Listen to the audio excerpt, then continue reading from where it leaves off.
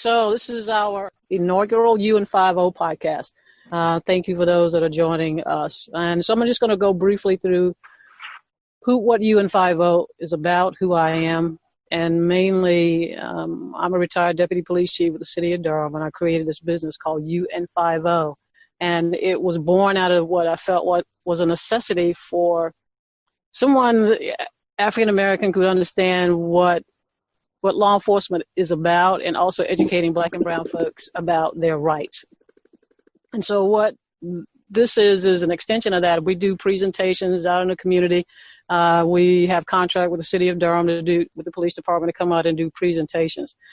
So we wanted to try to do this on a podcast, especially with the moment that we're in, with everything going on across the country right now. This is it's depressing, it's sad, but also we want to help at this moment to figure out how we can help people move toward police reform in the manner that they think they need to move. We're always open to hear different voices. I want to introduce you to two of my co-hosts who are here with me and going to be here throughout however long we're doing this, to help guide you, the community, toward making your local police department and community the way you want it, and help you figure that out. So first of all, I'm going to let the primary goal of UN50 is getting home safely. We've been doing this, or not doing it, but the thing that's always been new, people say, Black bodies have always been shot. The only thing that's new is the iPhone. We get videotapes, Eric Gardner and all this kind of stuff. So we recognize that. I recognize that. And so because of that, I wanted to do this in order to, what I found out was my community did not understand what their basic rights were. That you have a right to say no to the popo. You can say no, don't search. And then to just learn how to file complaints and hold your agency accountable. My mantra is comply, then complain. And I know everybody's probably going, well, George Floyd complied. You're absolutely correct. You're absolutely correct. And now the whole world is complaining about it. So I'm going to stick with that mantra simply because if you don't comply, you will always lose. You will always lose with the guy standing there, the woman standing there with the gun. And so what we're going to do is just give you some information. You make those decisions. So the ultimate goal for me when I did this and we're doing this is I need folks to get home. I need you to get to the house and then maybe file complaints and do that. So what we're going to do in this inaugural thing is we're going to kind of talk about policing, where it kind of originated from. But the first thing I want to do is introduce you to my co-hosts, and they're going to explain a little bit about who they are, why they're here, and why I tolerate them being in the same space with me. And we'll go on for there. So the first person I want to introduce is Harmony Chavis, who is, I consider her like a little mini me. And we've met years ago because I met her actually at a policing community event. She got up and she talked about, black male bodies were dying, but she was like, what about the women? What about the trans? What about the gay? She was worried about everybody and wanted to help change that conversation. And I approached it, never seen her before in my life. And the universe kept us together. So Harmony, you want to kind of take it from here? Yeah, BJ, can you believe that was 6 years ago? That was in the summer of 2014 when I met you. What? Yeah, it was 6 years ago, believe it or not, which sounds crazy to me even because that's been such a long time and such a short period of time. And one thing that I love about you, and I love the way that you explain UN50, it's the same today as it was 6 years ago. And I remember when we came up with that mantra of comply, then complain, it was me, you, Crystal, Steve, Jackie, right, and Ron. That's who it was. And I remember that was a really tough day for all of us, really kind of going through that language and deciding, what it was that we were going to stick with UN50. So I love that, as things have changed, as things have progressed, you've always been Black first.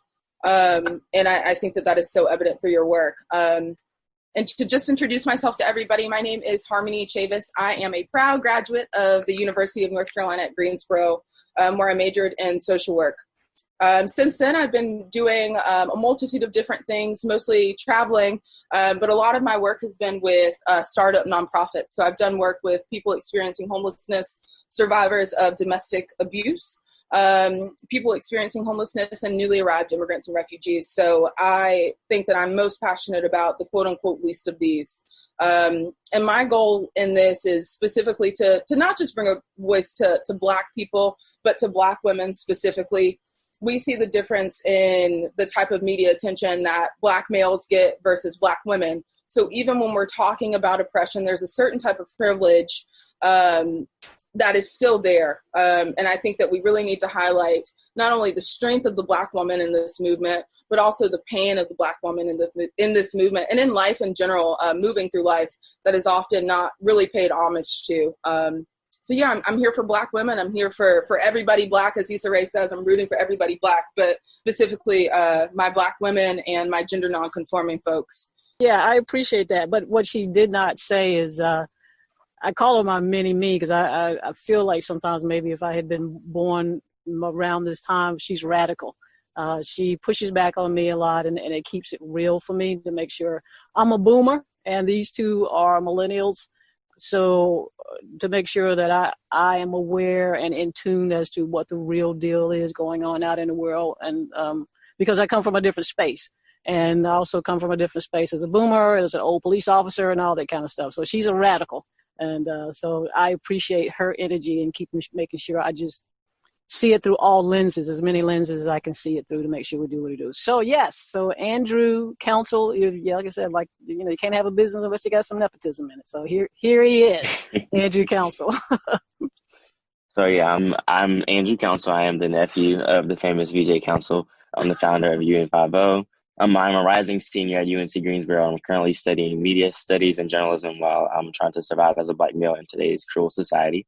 I've experienced and been a witness to racism, colorism, and prejudice as well. But I'm trying to be a big advocate for mental health and the conversation around that topic in the Black community specifically. So my goal of being a participant in this podcast is just speaking my truth and to be a voice for younger individuals like myself. I am a member of the Generation Z, I guess you could say. So just trying to be a voice for those who are living in the same future or living in the present that are trying to build the future we're trying to create. So that's basically all. That's right, Gen X, right? Are you Gen X? Gen Z. Gen Z. Yeah, don't put him on us. We are a whole different bracket. It's very different.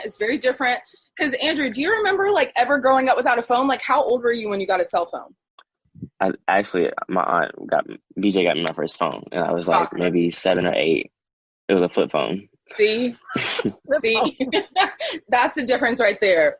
I think flip phones were just starting to become a real thing when I was 10 or 11. So, I mean, even 3 years, it doesn't sound like a big deal, but think of a 7-year-old and a 10-year-old. You know what I mean? You had a phone at 7. Right. That's crazy. Yeah. But yeah, BJ, don't put that on us. We're different.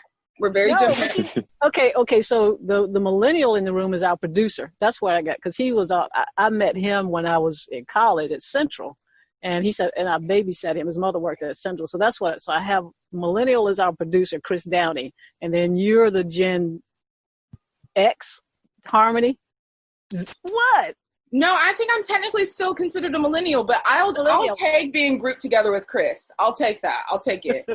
Okay. You hear that, Chris, right? I hope that you hear that. And so Andrew, you're Z, right? Z, Generation Z, yes. Generation I believe. Okay. All right, so we got all that. So that's kind of who we are, and we're going to spend, like I said, a little bit of time just kind of talking about. I don't want to go too far into what's happening now, but I kind of just to hit on it before we get into the topic of the day. Just how are you guys? I know how I'm feeling. My body's tired with what's happening with Mr. George Floyd, Breonna Taylor, Ahmaud Arbery. It was just. Even before Mr. Floyd, it was why does this keep happening? So I was just in this space of my body was tired. I was weeping and just exhausted from what is going on. And then Mr. Floyd happens. And then it happened in such a, just barbaric. And I'm not, what I also realized that as I try to move forward in this moment is, yes, he's a police officer. He's wearing a uniform. And our language, or what I want to try to just kind of focus on is, yes, that's his job. That's my job to be a police officer. I'm supposed to do, serve the people and all. But this guy, for him being a police officer was low on the total. His humanity did not kick in. So for me, it's not good cop, bad cop. It's humans treating people like you would want to be treated. I mean, it has nothing to do with while I understand that piece. So you may not agree with how we talk about it, at least how I may talk about it, is that I want people to see beyond that. I'm hoping at some point, we'll talk about it a little bit more, that I might walk up to you in my uniform, but what I hope I can exude to you and pushing out towards you is that there's a human behind that uniform. And if I do that, then you will also recognize me as a human instead of just a person standing in a uniform. So just briefly, I'd like Harmony and Andrew to kind of talk about, what's this moment done for me? Because I'm physically, mentally exhausted, and just I went to the doctor today and just started tearing up because she was asking me how I was, and she said it's trauma. I'm experiencing trauma, and then on top of that, I'm a Black executive that worked in law enforcement. So that's another layer and another lens I'm also viewing this from. So Andrew, how are you? What are you experiencing during this moment? I guess like we mentioned before, like I'm living through the generation of having to experience this or like look through this throughout my whole life. And I've been able to see it since like the day I was born, I guess, and have my parents talk about it and stuff. So I'm tired, but then I talk to my friends my age and we say we're tired of being tired, really, because we were just having to see this thing over and over again. We keep saying we're tired about it. And what I hope that doesn't happen with this generation is, I've seen it during the past, like Eric Garner and others who have died under the same cause, what has been happening is like a protest will happen or something else will happen. And then after a few weeks will go, the protests stop, or like the people who have voices that will stop. And then things will just start to happen again. And I'm hoping that something about this one just feels different. And I don't know if it's just because it's like a different age of the media or is being blown up a little bit more, but I hope that people, and younger people specifically, will speak up more and help and try to do things for change so that this won't happen again, or something else can change so that it won't happen in the future. Yeah, totally in agreement with that. What do you think, Harm? I really thought it was super profound when Andrew said he's tired of being tired. And I think that I had that same type of feeling. So I first got into, I guess, like, I'll give you guys a little background. So my dad, who passed away in 2018, was this super, super radical guy born in 1946. And I don't know if you guys have ever seen Blood Inside My Name or read the book, but his best friend, Dickie Merrow, was killed for whistling at a white woman in Oxford, North Carolina, in front of my grandma's house. Long story short, of course, the guys were charged. Nobody was ever held accountable. So my dad started this really huge riot in Oxford where they went around burning down buildings. And so I'd heard all of these stories about him, but I guess I'd never really understood the implications of just how vast the experiences are when you have a certain amount of privilege. So I first started protesting back in 2014 after Michael Brown was killed, and then Freddie Gray. And I remember before that point, I guess I hadn't seen my part in Black liberation, because from my perspective, I grew up in Durham in a predominantly Black neighborhood, predominantly Black schools. I wasn't exposed to the reality of police brutality. And since that time, I would definitely say that I've been burnt out. I've been exhausted. I'm tired of having these same conversations. But what I always tell people, like even in my bios, is that I believe in radical kindness and love, and that definitely extends to myself. So, for me personally, I'm better than I was, but it's simply because I've had to be very intentional about extending grace to myself and love to myself in times where it was tough. So I'm currently in a boathouse right now. You guys can't see. I'm sitting on the water in Fort Lauderdale. I spent all day, kind of just basking in the sun and in the ocean. And there was this moment where I felt exceptionally just human and almost empowered. I had never in my life, except for on an island, of course, seen this many Black folks on the beach, y'all. And I remember growing up, I used to go to Myrtle Beach, South Carolina. My mom is white, so my stepdad is white. I'd be up there with a bunch of white folks, and I'd be looking around for people that looked like me, and it was almost like looking for a unicorn. You know what I mean? I never saw Black folks. So to me, seeing these Black people out today, they're having fun. It was Black dads, really. It was tons of Black dads that were playing with their children. For me, it was a moment of you know what? Our people are resilient. and we're hurting right now, but we're not going to let that stop us from the joy that exists right now in this moment. So I'm thankful that, you know, at this point, in this very specific moment in time, I'm not bogged down by the heaviness of it, because I've just seen so much joy today. All right, cool. So, where we're going to start today, basically, we're going to start just kind of talking a little bit about where policing started as it relates to Black folks, and it rests in slavery. So, shout out to Dr. Charles Johnson at NCCU. He's assistant professor for the director of public history program. He sent us some information, and I'm hoping the two college students at least peruse some of the information.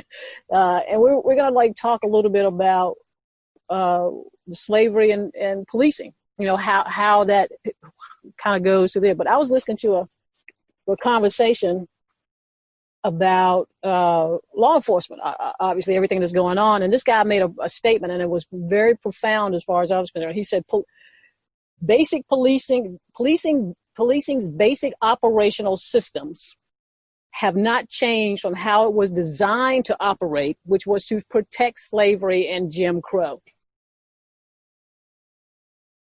So basically, if you heard that, basically he's saying that the system was built to protect slavery and Jim Crow, and it has not changed in all those years to this day. So basically, from 1619 to 8 minutes and 46 seconds is where we are today. And so the other piece of that is I talked to my mom, and I told her what we were doing today. And I said, we're going to do a podcast. And she said, well, I've heard the name. She's 90. She's a retired teacher. And she said, I've heard podcasts, but I don't really know what that is. And I said, well, remember when you guys used to sit around the radio and listen? I said, it's kind of like that, but just a little tad fancier than that. And so she kind of got it. So I asked her, I told her what we were talking about. We were going to try to look at a little bit about slavery, policing, and how that has evolved to where we are today. And she said, well, we used to talk about that in school. And she said that they were, as a teacher, they would talk to the students about it. And even it was pretty interesting how she said, telling the Black students how they were Black folks who put in a boat, in the bottom of the boat, let up every now and then to get some air. And then I found it interesting how she said this. She said, of those, and some of those people were even braver than some of the other ones and jumped off the boat. Mm-hmm.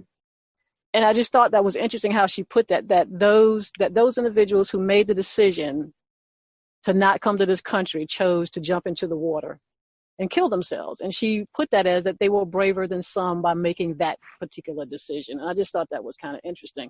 And then, you know, she said, I don't have a lot of memory about it because I was kind of trying to drill in. But basically what happened before integration, obviously segregation, and they were teaching Black students about as much, I guess, probably as much on books and oral history in the Black community as to slavery. And as soon as they integrated, this history got sanitized. Mm-hmm. And so for her, she knows that because she was teaching back then before integration. So she saw that when we integrated, that the history, it talked about slaves, but I don't know whether you guys understand this reference, but it didn't give them the Paul Harvey side of the story, the rest of the story. And so for a lot of people today, to include some Black folks, we know what happened, but now a lot of folks are going, oh, I ain't know.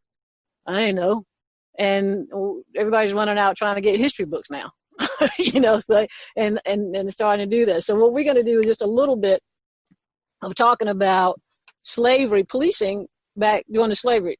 What we were looking at based on this reading is they used the patrols. They paid some. They were on the low end of some of the folks that were being paid to patrol and go back and get slaves to not do anything. They didn't want them out. They didn't want them doing it. And then they even empowered citizens to do the very same thing. We weren't even at the Klan stage. We were just at, if you're white, if you see somebody, let's handle it. And so you guys, kind of let me know. Let's kind of talk about, what are you taking from the readings of the stuff that we got from Dr. Johnson? So, BJ, I'm a little bit more radical than you are. And or a little bit. I'm a little bit more unfiltered, a little bit. But to me, it sounds like how a lot of white people feel that have never had to have their privilege checked. You are judge and jury. And that's the issue with, I think, policing right now. Because one thing that I've heard is like, oh, he didn't do anything. Here's the thing. You don't have to do anything. Police are not judge and jury, right? Like, they're not here to sentence you. They're not here to determine whether or not you're guilty. And they sure as hell are not here to determine whether or not you live or die, right? And so I think that for me, what it illustrates to me is just this overzealous sense of privilege that has continuously been unchecked and has also been continuously rewarded. We've seen people like George Zimmerman that have gotten off. We've seen people like, what was his name? Eric Garner, the I Can't Breathe. Michael Brown. Like, we've seen these officers time and time and time again get away with the exact same thing because somebody didn't comply. And so I think right now we're in a unique time where we're moving beyond the understanding of complying and non-compliance as a reason to kill somebody, right? And to me, that's the scary part, is that people feel so entitled to decide who lives, who dies, who's worthy, who's unworthy. Right. And it's also really difficult to get people out of that mindset of being able to attribute worth. And it started back in the 16 and 1700s. I mean, that's right. Just how that has happened, because that was the way of the world, and it really has never changed. And so it just continues. And then when people, they're being asked, our leaders, to say, is racism a part of it, when it's rooted to do specifically is to take care of Black folks, making sure they don't. The fear that I was reading in this paperwork was, one of the primary fears was them rising up. I mean, I can't, I forget the term they use because I can't, I can't read really. But I can't pronounce big words. So basically it was that they wanted to make sure that the slaves did not rise up.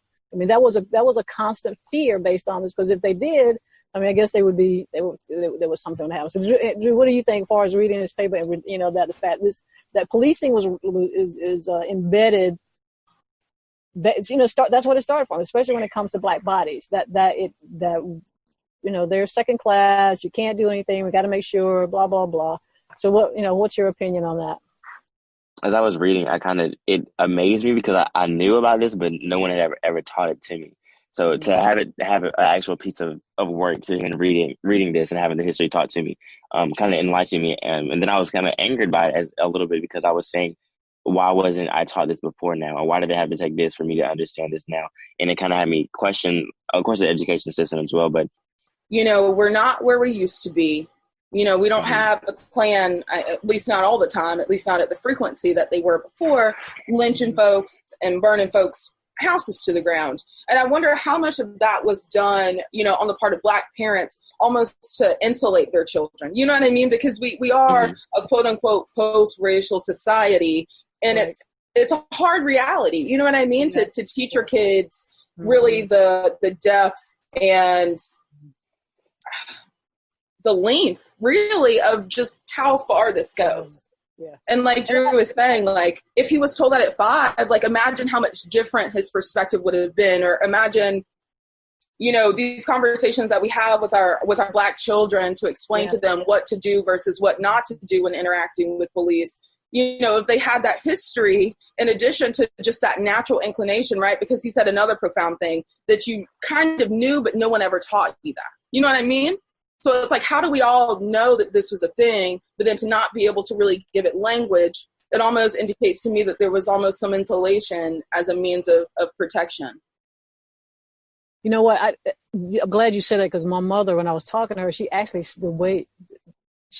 said, if I remember correctly, that as they were telling them that, they were kind of, and I say they, not only teacher, but it seems like what you just said, Harmony, were explaining to the children why they, being the adults, acted the way that they did. Almost saying, you in a kind of I should have asked her, but I'm kind of wondering, like you just said, it's, you may see us act this way around police officers, or you may see us act a certain way.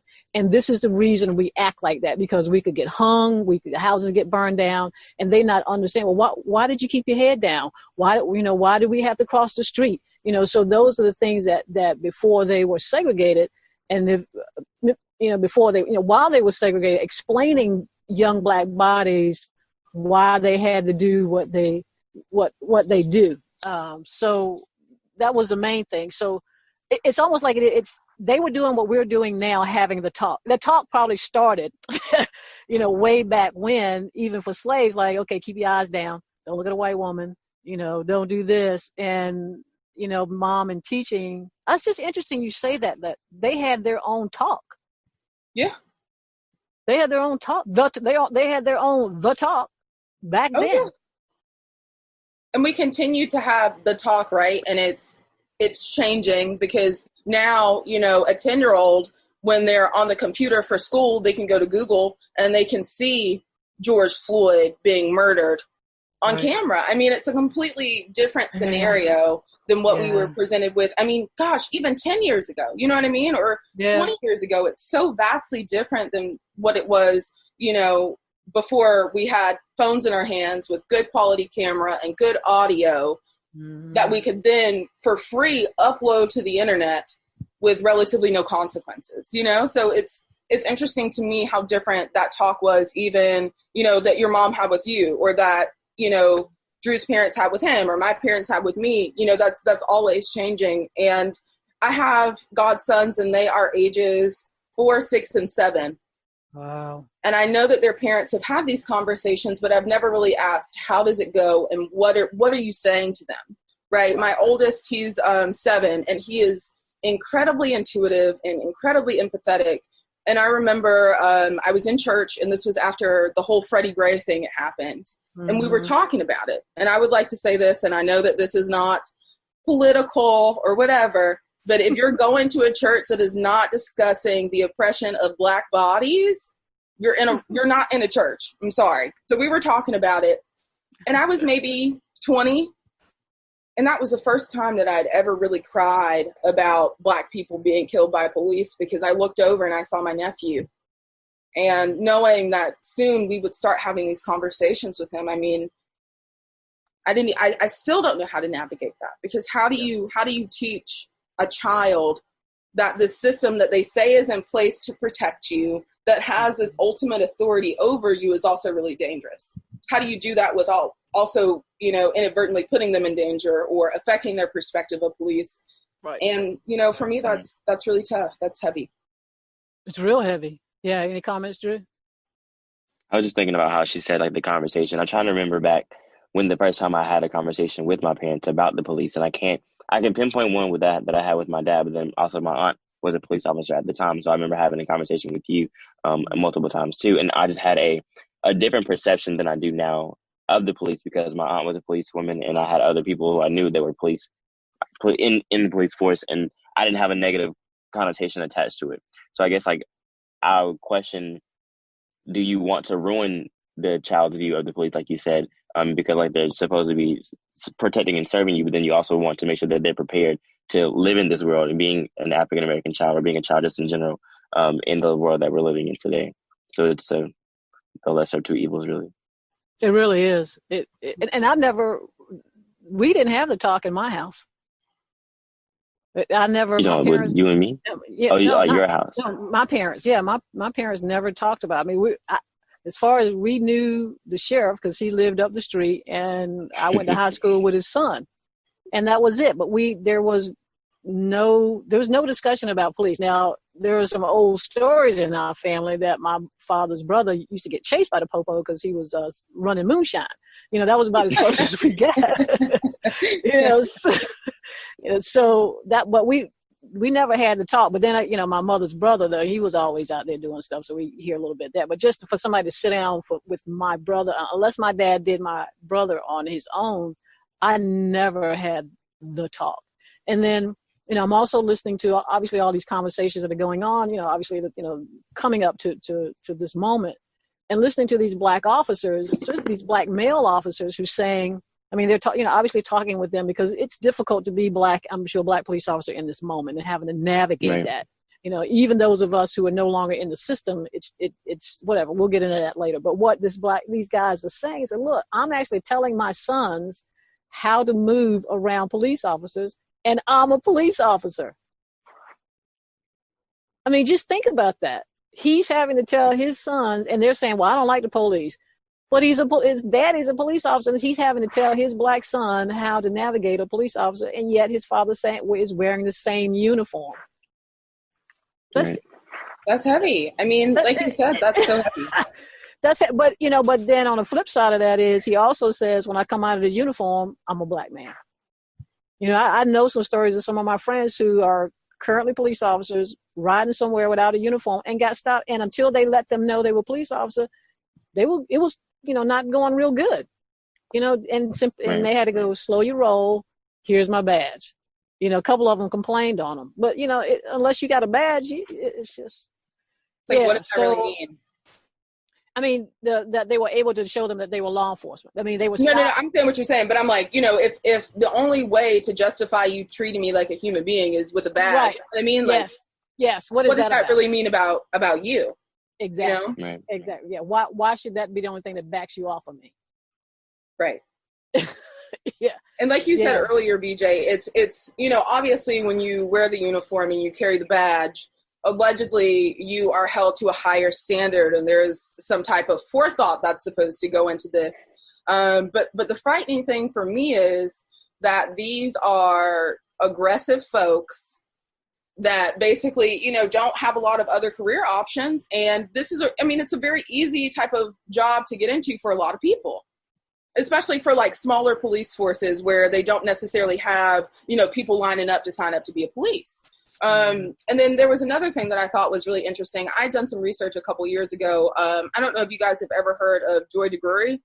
She does research called on a theory called post-traumatic slave syndrome. Yes. Which basically says that these behaviors that we think are cultural, like running from the police, are actually adaptive behaviors that span back until slavery.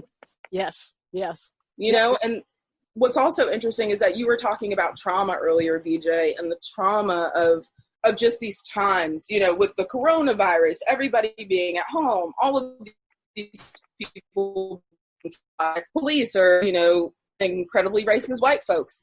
It's completely valid and understandable if somebody feels traumatized, right? And then when you think of the multi-generational trauma that has spanned, the time of over 400 years, it was slaves being beaten, and then you're free. There was no help, right? There were no resources. They're just like, all right, you're free, go ahead.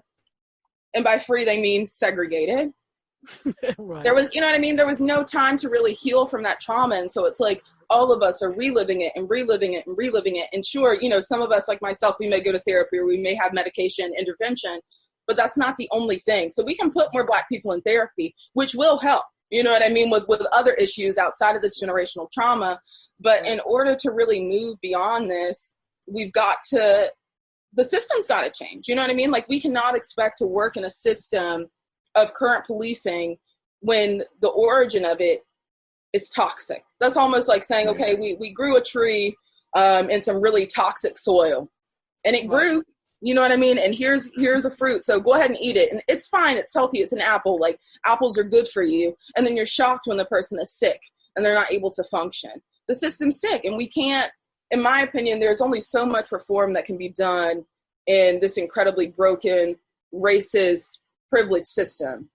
It just doesn't work. And we've seen it time and time again, like Andrew was saying, like, this feels different. And I think it feels different because we're finally starting to address systems and not just individual police officers, because it's not just the police officer that killed George Floyd. It's not just the police officers that killed Breonna Taylor. It's not just the police officers that murdered Mike Brown. It's a system. It's a sick system that is evident in our political systems, our medical systems, our educational systems. And I think that that's why it feels different for me, because we're finally starting to address systems and not just individuals, because individuals make up systems. Right. Andrew, you got anything with that? I was trying to compose, like I was listening, I was eating, like being a sponge to everything she was saying too hard, and I lost my thought. Being a But being basically, a SpongeBob. Go ahead. I'm sorry, I had to say that. yeah, you're Sorry. fine. But I was just thinking about just the system thing. It's something that I was watching on Twitter. Twitter is like one of the main things that I use for just a lot of things for humor and also my news as well, other than my third party news apps and stuff. But there was a female up there discussing the social contract between police and the citizens just in general. Yes. And Yeah, I then saw her. yeah, Yeah, the so Monopoly she was one. just yes, that one, that Yes, exact one. yes, yes. So that kind of helps me so I'll be, when we do these episodes, I'll be able to, hopefully you don't have to like my explanation, because I have a insight, my perspective, because I am law enforcement. I can kind of see why they might have done something. It doesn't mean I'm going to be always in agreement, but I just need people to understand. As long as I've been doing UN50 since 2015, one of the things that comes out during these meetings, once the noise dies, once the protest dies, once some of the emotions get out of the room, more often than not, the comment is, I never thought of it that way. Because people are now in a place where we can hear each other and have this conversation. And again, when I do these presentations, I'm right up front. Harmony's been in there. Andrew, you hadn't seen one in a long time, but I'm real clear. I ain't here for you to like the popo. This ain't that kind of conversation. This ain't about you going out and kumbaya and buying them donuts. This is about you figuring out how to navigate and getting to the house. And at least I feel like once I take that out of the room, then people are going, well, I don't like the police. I'm okay with that. I'm okay with you not liking the police. I just need you to get to the house. And this is how you get to the house. But oh, sorry. I was going to say, that's what I think that's why I can hear you, right? It's because I know that in your heart of hearts, if I'm anti-police, that's fine. You know what I mean? Like, and I know that the reason in which you started UN50 was to help keep people safe. So like when I heard that you said it was tactical, of course I'm like, oh Lord, here we go. But because it's you know what I mean? And I know your intention, and I know, why you do this work, I'm actually able to hear you. And I think that that's what's so impactful about this podcast, is because your heart is just in a completely different place. And it's easy to hear you, is what I'm saying. It's easy to hear you and to listen to you. So does that mean I got to buy you lunch next time I saw you, because you're telling me all these nice Honestly, things? BJ, you should do that anyway. And I do buy Harmony lunch because that's how I pay her. She would rather me just constantly feed her, and so I take Absolutely. Her to lunch. So yeah, so I think, anything else that we're going to talk about? We're probably going to try this, as we move forward, we're going to try to do this strategically as we have these conversations. Our next podcast, we're going to be talking about civil rights. Is this Gen Zs and Gen X and millennials, is this their civil rights in 2020? So we're going to kind of look at that a little bit and have some discussion around that. And then we're going to be bringing some guests in throughout this, because we want to kind of talk to people from different perspectives. I've got some white officers that, that get it, as people say, that, how are they feeling about right now? Get some perspective from them. And we're going to bring in, our first guest is going to be Steve Chalmers, who used to be the Durham Police Department, kind of talking about what that looked like for him, because he was one of the first ones to be on the police department. He wasn't the first one, but he's homegrown. And so he kind of comes at it and he also does a lot of community policing. We won't spend a lot of time with him doing that, but what I want to do is take this step by step.